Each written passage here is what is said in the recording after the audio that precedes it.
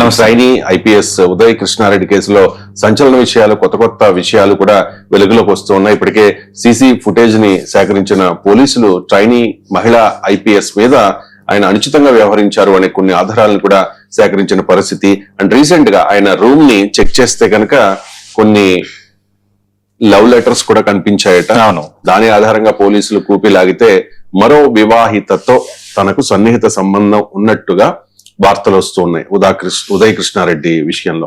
ఏంటి అసలు ఈ ట్విస్ట్లు ఏంటి, ఇదేంటి అసలు ఉదయ్ కృష్ణారెడ్డి వ్యవహార శైలిని ఏ రకంగా అర్థం చేసుకోవాలి, నెక్స్ట్ స్టెప్ ఏ రకంగా ఉండబోతోంది ఈ విచారణలో?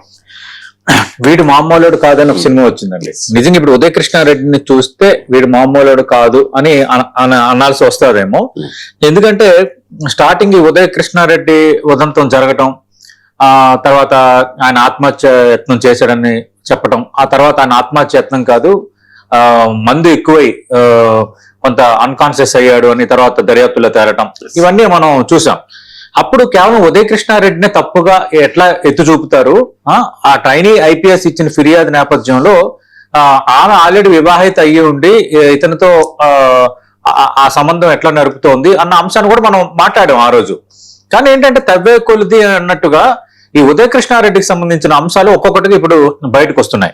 ఇప్పుడు లేటెస్ట్ గా ఏంటంటే నగర మహిళా భద్రతా విభాగం డీసీపీ లావణ్య నాయక్ జాదవ్ నేతృత్వంలో జరుగుతున్న దర్యాప్తులో అనేక కొత్త ఆధారాలు వెలుగులోకి వచ్చాయి. ప్రధానంగా ఉదయ్ కృష్ణారెడ్డిపై వేధింపులు, బెదిరింపులు, బలవంతంగా గదిలోకి ప్రవేశించడం, శారీరకంగా దాడి చేయడం, వ్యక్తిగత స్వేచ్ఛకు భంగం కలిగించడం వంటి ఆరోపణలపై కేసు నమోదైంది. ఆయనకు రిమాండ్ కూడా విధించారు. మొదట ఇది ఇద్దరు ట్రైనీ అధికారుల మధ్య ఒక వ్యక్తిగత వివాదాలను కనిపించినప్పటికీ ఈ దర్యాప్తు సాగే కొద్దీ చాలా అంశాలు ఒకసారి బయటకు వస్తున్నాయి. సీన్ రీకన్స్ట్రక్షన్ చేసే క్రమంలో కొత్త ఆధారాలు అయితే బయటకు వస్తున్నాయి. ఒకటి ఏంటంటే దీంట్లో భాగంగానే మన ఆర్టీసీ క్రాస్ రోడ్ సమీపంలో ఉన్న అశోక్ నగర్ లో ఉదయ్ కృష్ణారెడ్డి నివాసంలో, అంటే ఆయనకు ఒక రూమ్ ఉంది, ఒక సీన్ ని రీకన్స్ట్రక్షన్ అయితే చేశారు. ఈ తనిఖీల్లో ఒక ల్యాప్టాప్, ఒక మొబైల్ ఫోన్, ఒక కత్తి, అలాగే వేరు చేతిరాతలతో రాసిన 2 ప్రేమ లేఖలను అయితే స్వాధీనం చేసుకున్నారు. ఈ ప్రేమ లేఖలు ఆధారంగా విచారణ చేసిన పోలీసులకి కొన్ని అంశాలు అయితే ఇప్పుడు బయటపడుతున్నాయి. ఒకటి ఏంటంటే ఆంధ్రప్రదేశ్ చెందిన ఒక వివాహిత మహిళతో ఉదయ్కు సన్నిహిత సంబంధం ఉంది అని పోలీసులు గుర్తించారు. 2014లో ఆల్రెడీ వివాహమైన మహిళ, ఈమె కూడా వివాహితే. 2023 నుంచి భర్తకు దూరంగా ఉంది. ఆ సమయంలోనే ఉదయ్తో పరిచయం ఏర్పడినట్టుగా ఇప్పుడు దర్యాప్తులో తేలింది. పోలీసుల దర్యాప్తు ప్రకారం ఉదయ్ సూచన మేరకే ఆ మహిళ తన పాత ఉద్యోగానికి రాజీనామా చేసి అశోక్ నగర్ లో ఐఏఎస్ కోచింగ్ సెంటర్ లో చేరినట్టుగా గుర్తించారు.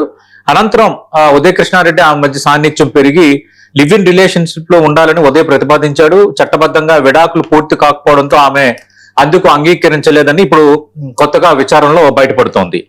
ఇప్పుడు ఏంటంటే ఈ బాధితురాల గదిలోకి ఉదయ్ బలవంతంగా ప్రవేశించి ఆ మొబైల్ ఫోన్ లాక్కున్నట్టుగా పోలీసులు సేకరించిన ఈ డిజిటల్ సాక్ష్యాధారాలు సూచిస్తున్నాయి. ఈ ఆరోపణలకు మద్దతుగా సాక్షుల వాంగ్మూలాలు, ఇతర సాంకేతిక ఆధారాలను కూడా ఇప్పుడు పోలీసులు పరిశీలిస్తున్నారు.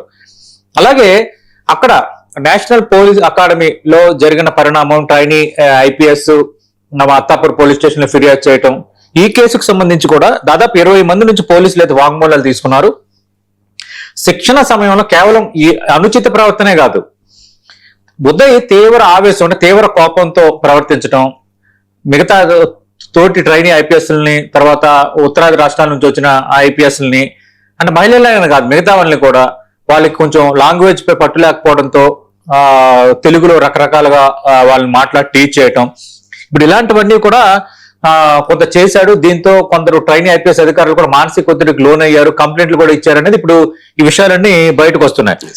అంటే నేను అందుకన్నాను వీడు మామూలుడు కాదు అని. ఇప్పుడు నువ్వు ఒక కానిస్టేబుల్ నుంచి ఒక జీవితం ప్రారంభించావు, చాలా మీడియా ఛానల్ ఇంటర్వ్యూలో చెప్పావు, నాకు ఒక ఎస్ఐ ఒక సిఐ వేధింపులు గురి చేశారు, నా ఆత్మగౌరవం దెబ్బతింది, నేను కూడా ఐపీఎస్ అవ్వాలి, నేను కూడా వాళ్ళందరి చేత సెల్యూట్ కొట్టించుకోవాలి, నేను కూడా విధుల్లో భాగం అవ్వాలి, నిజాయితీగా పనిచేయాలని అసలు మామూలుగా మీడియా ఛానల్కి ఇచ్చిన ఇంటర్వ్యూలో గతంలో చెప్పాడు అతను. అందరూ కూడా చాలా అద్భుతమైన ఇది, ఒక కానిస్టేబుల్ గా పనిచేసిన వ్యక్తి ఎదురైన పరిస్థితుల్ని ఒక ఛాలెంజ్ గా తీసుకుని ఒక ఐపీఎస్ సివిల్స్ రాసి ఒక ఐపీఎస్ కు సెలెక్ట్ అయ్యాడు అన్నది చాలా పెద్ద ఒక ఇన్స్పిరేషనల్ థింగ్ అయిపోయింది అందరికి. కానీ అలాంటి ఇన్స్పైర్డ్ పర్సన్ ఈ విధంగా ఉన్నాడు అంటే అసలు ఆశ్చర్యంగా ఉంది. రెండు రేపో మాపో నువ్వు ఐపీఎస్ సర్టిఫికేట్ తీసుకోవాల్సిన వ్యక్తివి ట్రైనింగ్ అయిపోయిన తర్వాత నువ్వు కనీసం ఆ కాన్షియస్ కూడా లేకుండా ఆ గుడ్ కాన్సెన్స్ కూడా లేకుండా నువ్వు ఇలా ప్రవర్తించావంటే మరి ఉదయ కృష్ణారెడ్డిని ఏమనుకోవాలి మనం?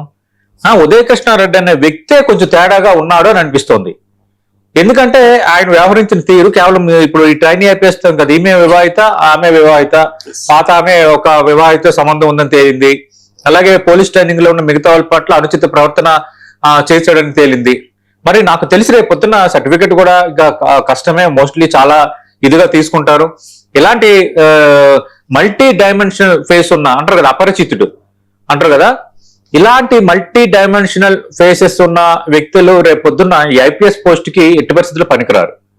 ఇలాంటి వాళ్ళ చేతిలో ఐపీఎస్ డిగ్రీ పెట్టి, ఐపీఎస్ సర్టిఫికేట్ పెట్టి రేపు పొద్దున్న ఇతని చేతిలో లా అండ్ ఆర్డర్ బాధ్యతలు పెడితే పరిస్థితి ఏముంటుంది?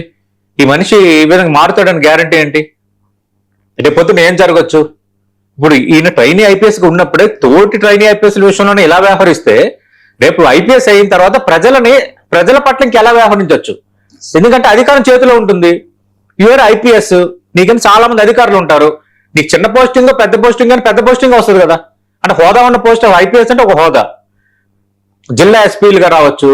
ఫస్ట్ ఏమో అక్కడ ఏంటంటే ఓఎస్డీలుగా వేస్తారు, తర్వాత డివిజనల్ ఏఎస్పీలుగా వేస్తారు, స్పెషల్ ఆఫీసర్స్గా వేస్తారు, తర్వాత ఏసీపీలుగా వేస్తారు. ఇట్లాంటి పోస్టులు వస్తాయి ఐపీఎస్లకి. ఈ రేపొద్దున్న అధికారాన్ని దుర్వినియోగం చేయడానికి గ్యారంటీ ఏంటి ఇలాంటి స్థితి ఉన్న వ్యక్తి? అందుకు ఇది మాత్రం ఒక బిగ్ మెసేజ్. అలాగే ఇన్స్పైర్ గా ఎవరైతే ఉదయ కృష్ణారెడ్డిని తీసుకుంటున్నారో వాళ్ళు ఇక్కడ తీసుకోకూడదు. ఇలాంటి వ్యక్తులు కూడా ఉంటారు. ఆయన ఒక కానిస్టేబుల్ గా ఐపీఎస్ వరకు రావటం అనేది ఖచ్చితంగా అది ఇన్స్పిరేషన్ కలిగించేదే. కానీ ఇప్పుడు చేస్తున్నదంతా అసలు ఏంట్రా బాబు, ఇలా కూడా ఉంటారు మనుషులు అని అనుకునే పరిస్థితి. ఇప్పుడు ఏంటంటే పోలీస్ కస్టడీ కోసం కూడా ప్రయత్నాలు జరుగుతున్నాయి. పోలీస్ కస్టడీలోకి తీసుకుని మరింత లోతుగా విచారించాలని దర్యాప్తు అధికారులు నిర్ణయించారు. కస్టడీ లభిస్తే సంబంధిత డిజిటల్ ఆధారాలు అన్ని కోణాల్లో ప్రశ్నించే అవకాశం అయితే ఉంది. ఏదేమైనా ఈ ఉదయ కృష్ణారెడ్డి ఉదంతం అనేది కొంచెం షాకింగ్ కు గురి చేస్తుంది. ఆయన వ్యవహార తీరు ఈ విధంగా ఉన్నాడా, ఇంత ఘోరంగా వ్యవహరించాడా అని కొంత షాకింగ్ కి గురి చేస్తున్న పరిణామమే. చూద్దాం ఏం జరగబోతోంది.